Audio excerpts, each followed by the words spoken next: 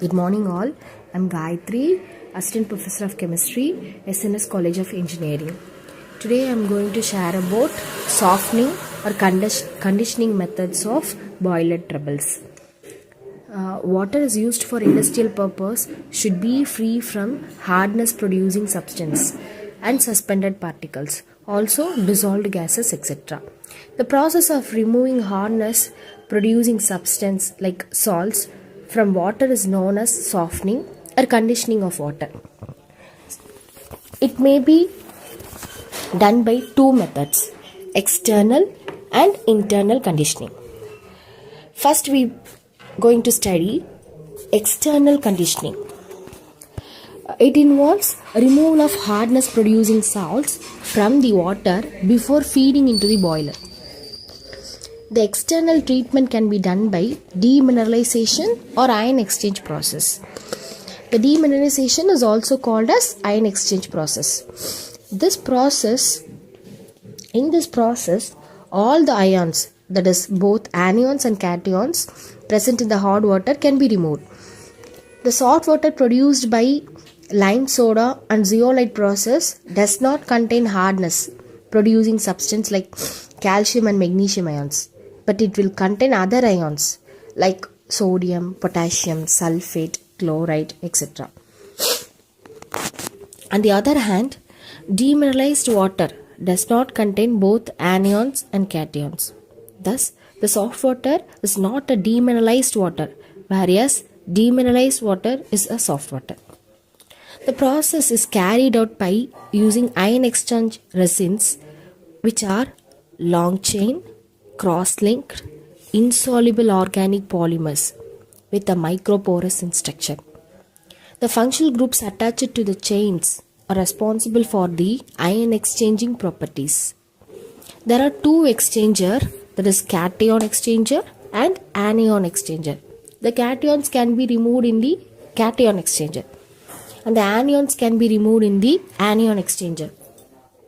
In the cation exchanger, the resins containing acid functional groups like COOH or sulfonic acid or carbonic acid like that are capable of exchanging their H plus ions with other cations of hard water. Cation exchange resin is represented as RH2, a common term. For example, for cation exchanger is sulfonated coals and sulfonated polystyrene. In the anion exchanger, the resins containing basic functional groups like NH2, hydroxyl group, etc. These ions removes the anion present in the hot water.